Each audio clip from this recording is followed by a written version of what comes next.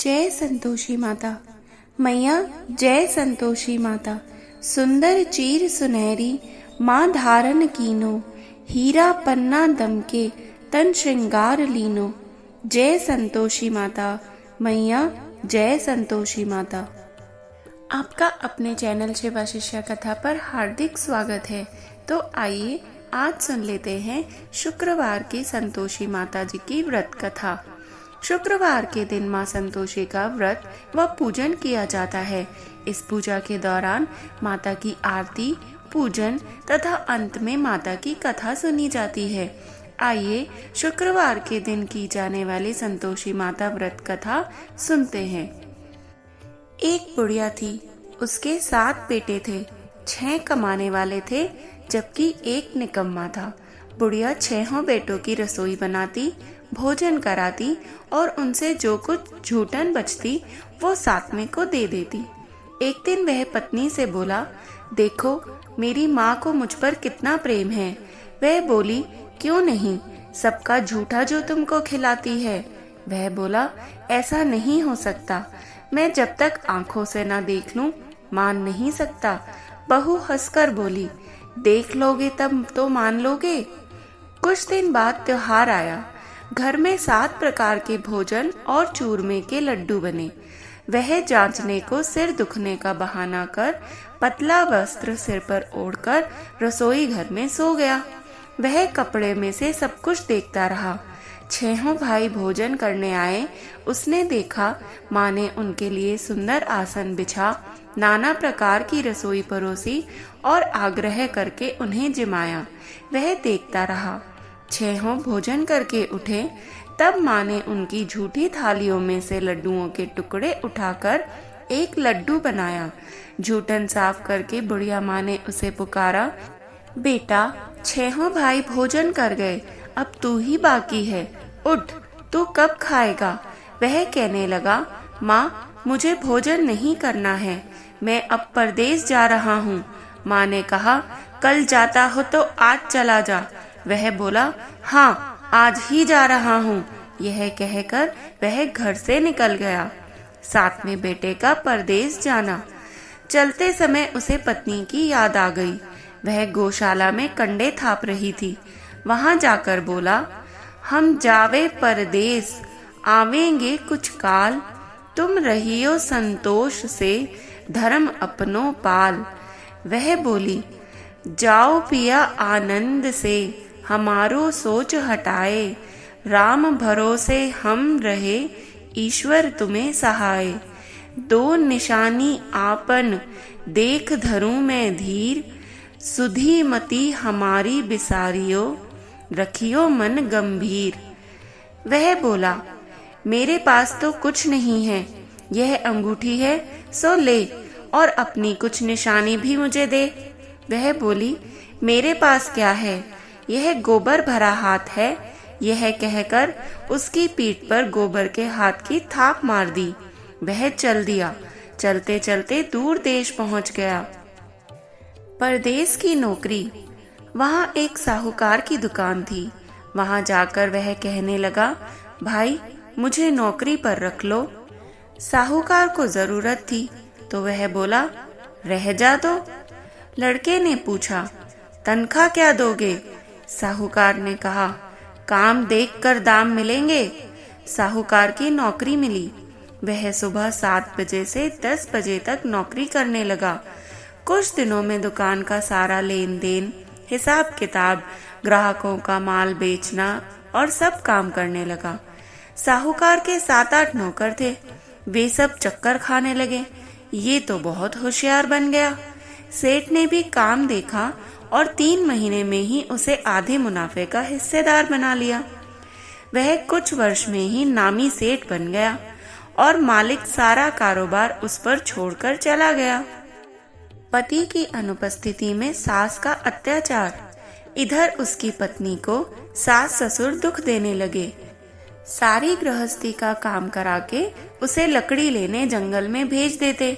इस बीच घर के आटे में से जो भूसी निकलती उसकी रोटी बनाकर रख दी जाती और फूटे नारियल के नारिले में पानी। एक दिन वह लकड़ी लेने जा रही थी। रास्ते में बहुत सी स्त्रियां संतोषी माता का व्रत करती दिखाई दी। वह वहां खड़ी होकर कथा सुनने लगी और पूछा, बहनों, तुम किस देवता का व्रत करती हो और उसके करने से क्या फल मिलता है? यदि तुम इस व्रत का विधान मुझे समझाकर कहोगी तो मैं तुम्हारा बड़ा एहसान मानूंगी। तब उनमें से एक स्त्री बोली, सुनो, यह संतोषी माता का व्रत है। इसके करने से निर्धनता, दरिद्रता का नाश होता है और जो कुछ मन में कामना हो सब संतोषी माता की कृपा से पूरी होती है। तब उसने उससे व्रत की विधि पूछी। संतोषी माता व्रत विधि। वह भक्तिनी स्त्री बोली, 1.25 आने का गुड़ चना लेना, इच्छा हो तो 5.25 आने का लेना या 1.25 रुपए का भी सहूलियत के अनुसार ले लेना।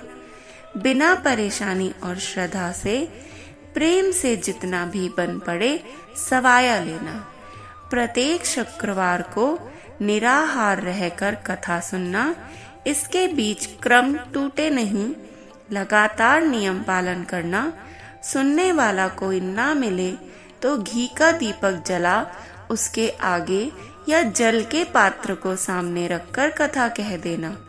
जब कार्य सिद्ध ना हो, नियम का पालन करना और कार्य सिद्ध हो जाने पर व्रत का उद्यापन करना। 3 मास में माता फल पूरा करती है। यदि किसी के ग्रह खोटे भी हों तो भी माता वर्ष भर में कार्य सिद्ध कर देती है। फल सिद्ध होने पर उद्यापन अवश्य करना चाहिए, बीच में कभी नहीं करना चाहिए। उद्यापन में 2.5 सेर आटे का खाजा तथा इसी परिमाण से खीर तथा चने का साग करना। 8 लड़कों को भोजन कराना। जहाँ तक मिले देवर, जेठ, भाई बंधु के हों, ना मिले तो रिश्तेदारों और पास पड़ोसियों को बुला लेना। उन्हें भोजन करा यथाशक्ति दक्षिणा देकर माता का नियम पूरा करना। उस दिन घर में खट्टाई न खाना। यह सुनकर बुढ़िया के लड़के की बहू चल दी। व्रत का प्रण करना और माँ संतोषी का दर्शन देना। रास्ते में लकड़ी के बोझ को बेच दिया और उन पैसों से गुड़ चना ले माता के व्रत की तैयारी करके आगे चली और सामने मंदिर देखकर पूछने लगी, हे बहन, ये मंदिर किसका है? तो वो कहने लगी, ये संतोषी माता का मंदिर है। यह सुनकर माता के मंदिर में जाकर चरणों में लौटने लगी। दीन हो विनती करने लगी, माँ, मैं निपट अज्ञानी हूँ, व्रत के कुछ भी नियम नहीं जानती, मैं दुखी हूँ। हे माता, हे जगत जननी, मेरा दुख दूर करो, मैं तेरी शरण में हूँ। माता को दया आ गई।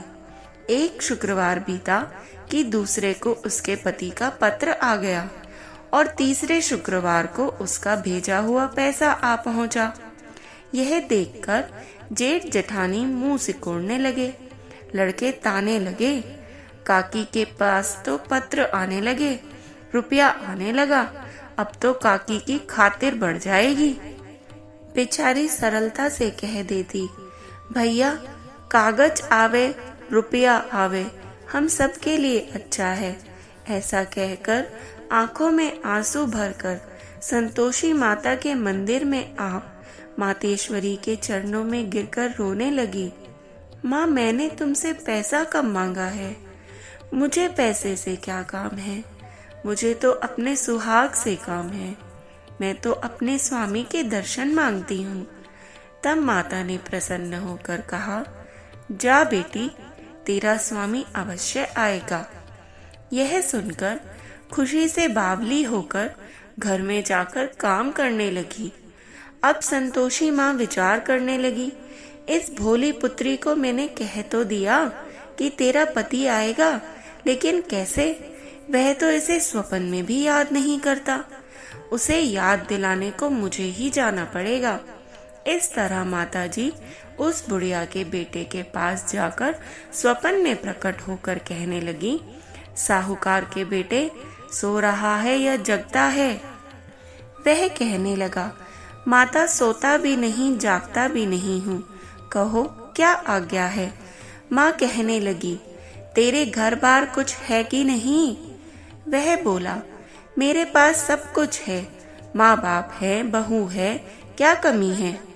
माँ बोली, भोले पुत्र, तेरी बहू घोर कष्ट उठा रही है। तेरे माँ बाप उसे बहुत परेशानी दे रहे हैं। वह तेरे लिए तरस रही है, तू उसकी सुध ले। वह बोला, हाँ माताजी, यह तो मालूम है, परंतु जाऊं कैसे? परदेश की बात है, लेन देन का कोई हिसाब नहीं, कोई जाने का रास्ता नहीं आता, कैसे चला जाऊं?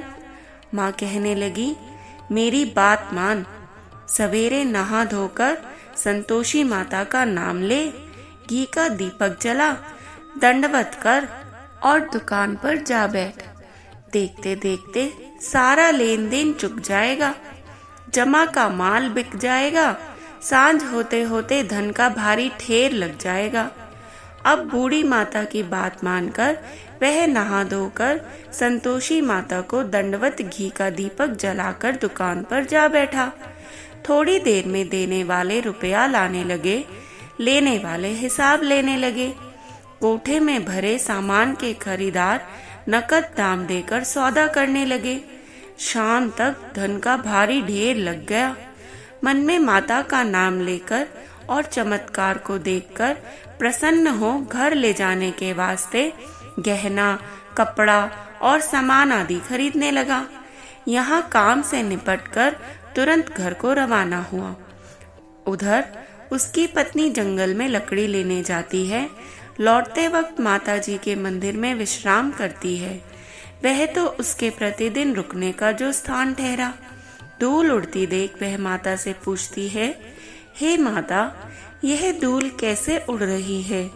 माता कहती है, हे पुत्री, तेरा पति आ रहा है।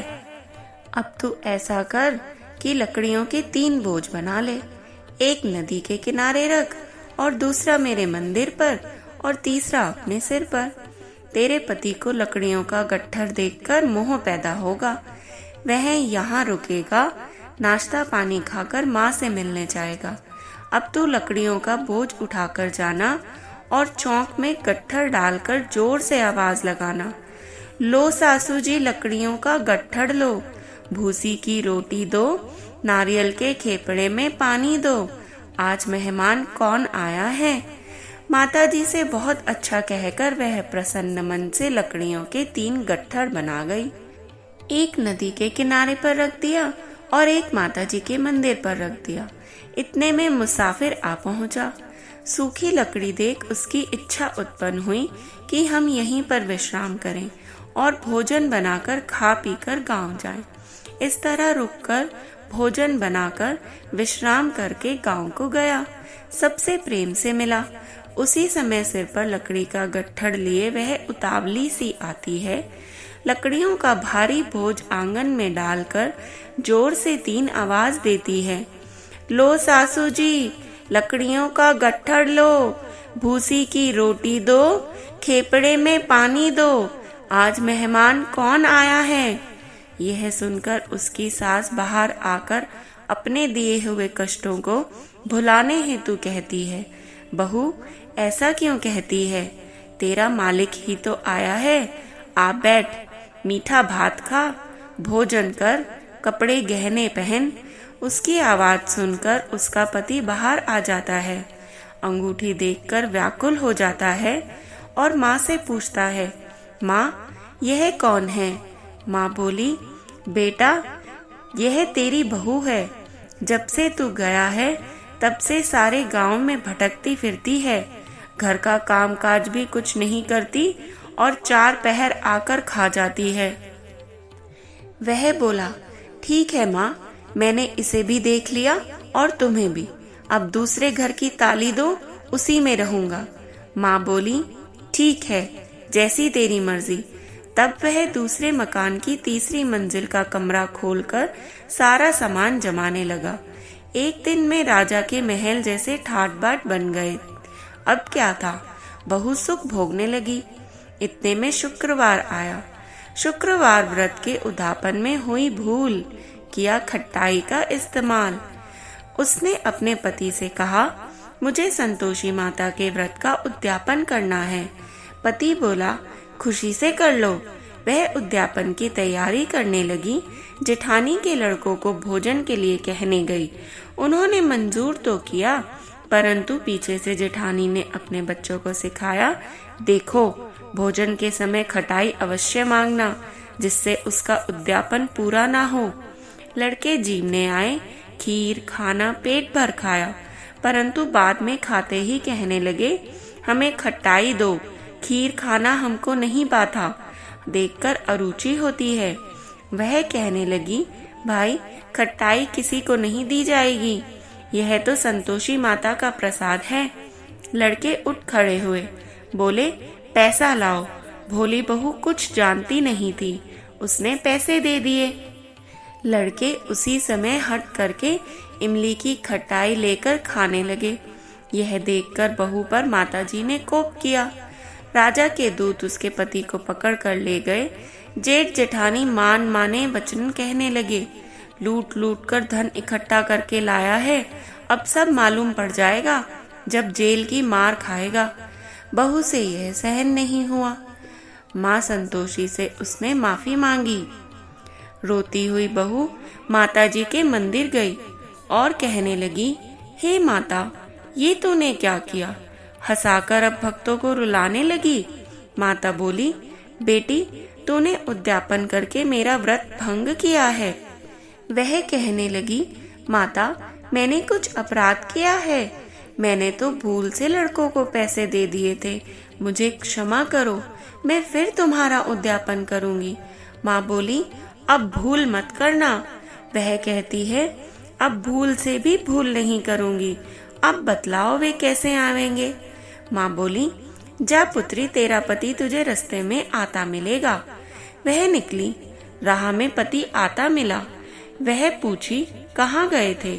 वह कहने लगा, इतना धन जो कमाया है उसका टैक्स राजा ने मांगा था, वह भरने गया था।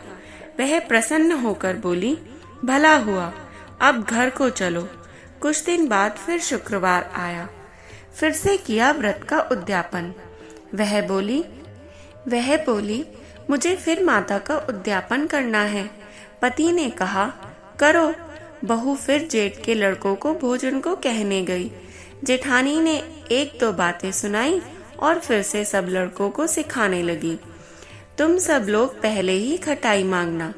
लड़के भोजन से पहले कहने लगे, हमें खीर नहीं खानी, हमारा जी बिगड़ता है, कुछ खटाई खाने को दो। वह बोली, खटाई किसी को नहीं मिलेगी, आना हो तो आओ। वह ब्राह्मण के लड़के लाकर भोजन कराने लगी। यथाशक्ति दक्षिणा की जगह एक एक फल उन्हें दे दिया। संतोषी माता प्रसन्न हो गई। संतोषी माता का फल। माता की कृपा होते ही 9वें मास में उसके चंद्रमा के समान पुत्र प्राप्त हुआ। पुत्र को पाकर प्रतिदिन माताजी के मंदिर को वह जाने लगी। माँ ने सोचा, यह तो रोज आती है, आज क्यों ना इसके घर चलूं। यह विचार करके माता ने भयानक रूप बनाया। गुड़ चने से सना मुख, ऊपर सूंड के समान होठ, उस पर मक्खियां भिन भिन कर रही थी। दहेली पर पैर रखते ही उसकी सास चिल्लाई, देखो रे, कोई चुड़ैल डाकिन चली आ रही है, लड़कों इसे भगाओ, नहीं तो ये किसी को खा जाएगी। लड़के भगाने लगे, चिल्लाकर खिड़की बंद करने लगे। बहू रोशनदान में से देख रही थी। प्रसन्नता से पगली पगली बनकर चिल्लाने लगी, आज मेरी माता घर आई है, आज मेरी माता मेरे घर आई है। वह बच्चे को दूध पीने से हटाती है, इतने में सास का क्रोध फट पड़ा। वह बोली, क्या उतावली हुई है, बच्चे को पटक दिया। इतने में माँ के प्रताप से लड़के ही लड़के नजर आने लगे। वह बोली, माँ, मैं जिसका व्रत करती हूँ यह वह संतोषी माता है। सबने माताजी के चरण पकड़ लिए और विनती करके कहने लगे, हे माता, हम मूर्ख हैं, अज्ञानी हैं, तुम्हारे व्रत की विधि हम नहीं जानते, व्रत भंग करके हमने बड़ा अपराध किया है। जग माता, आप हमारा अपराध क्षमा कर दो। इस प्रकार माता प्रसन्न हो गई। बहू को प्रसन्न हो, ऐसा फल दिया वैसा माता सबको दे। कथा पढ़ते को, सुनते को और हुकारा भरते का मनोरथ पूर्ण करे संतोषी माता। तो बोलो संतोषी माता की जय। ऐसी ही और पौराणिक कथाओं के लिए कृपया हमें सब्सक्राइब करके जाएं, और यदि आपको हमारा प्रस्तुतिकरण अच्छा लग रहा है तो कृपया अपने बंधु बांधवों के साथ हमारा वीडियो शेयर करें व एक लाइक अवश्य कर जाएं, और जपते रहें हर हर महादेव।